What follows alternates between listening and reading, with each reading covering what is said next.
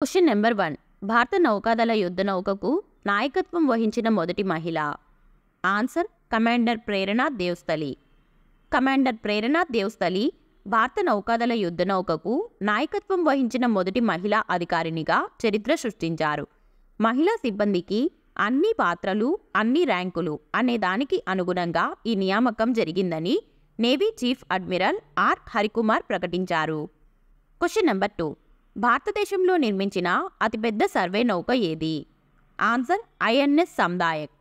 భారతదేశంలో నిర్మించిన అతిపెద్ద సర్వే నౌక ఐఎన్ఎస్ సందాయక్ భారత నౌకాదళంలో చేరింది. దీనిని defence PSU Garden Reach Shipbuilders Engineers Limited సంస్థ తయారు చేసింది. నౌకాదళం కోసం జిఆర్ఎస్ఈ తయారు చేస్తున్న 4 సర్వే నౌకల్లో సందాయక్ నౌక మొదటిదని అధికారులు వెల్లడించారు. Question number 3. మిలాన్ 2024 ఎక్కడ నిర్వహించనున్నారు? ఆన్సర్ విశాఖపట్నం.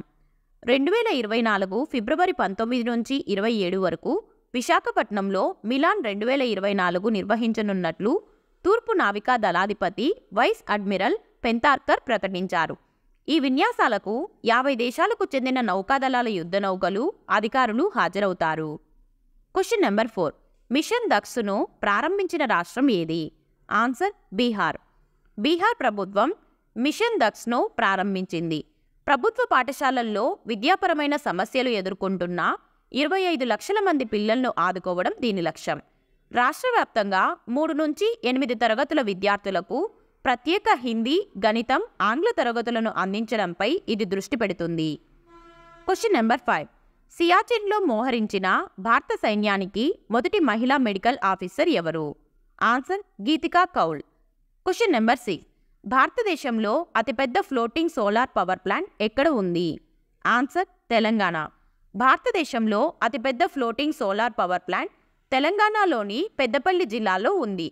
రామగుండం ఎన్టీపీసీ జలాశయంపై నిర్మించిన ఈ ప్రాజెక్టులో ఒక్కో బ్లాక్లో 2.5 మెగావాట్ల సామర్థ్యంతో విద్యుత్ ఉత్పత్తి జరుగుతుంది.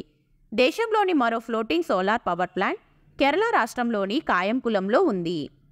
Question number 7. 35వ జిమ్మీ జార్జ్ ఫౌండేషన్ అవార్డ్ ఎవరు అందుకున్నారు? Answer M Sreeshankar. 35వ Jimmy George foundation award athlete M Sreeshankar అందుకున్నారు. ఇది కేరళ క్రీడా సంఘానికి చెందిన అత్యుత్తమ అవార్డ్. శ్రీశంకర్ కామన్వెల్త్ గేమ్స్ మరియు ఆసియా క్రీడలలో లాంగ్ జంప్ ఈవెంట్లో సిల్వర్ మెడల్ సాధించారు. Question number 8.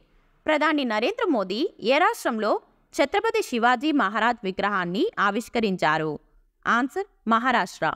మహారాష్ట్ర సింధుదుర్గ్లోని రాజ్కోట్ కోటలో ఛత్రపతి శివాజీ మహారాజ్ విగ్రహాన్ని ప్రధాని నరేంద్ర మోదీ ఆవిష్కరించారు.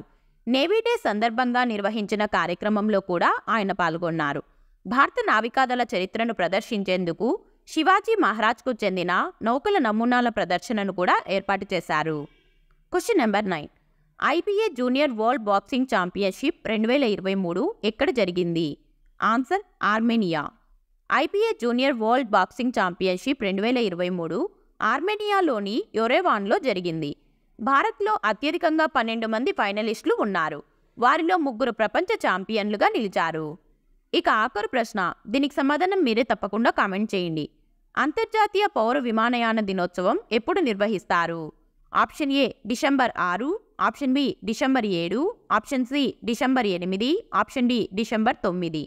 వీడియో నచ్చితే లైక్ చేయండి. మీరు ఇచ్చే ఒక లైక్ వలన ఈ వీడియో మరో 10 మందికి వెళ్తుంది. అలాగే మరిన్ని వీడియోస్ కోసం మన ఛానల్ని తప్పకుండా సబ్స్క్రైబ్ చేసుకోండి.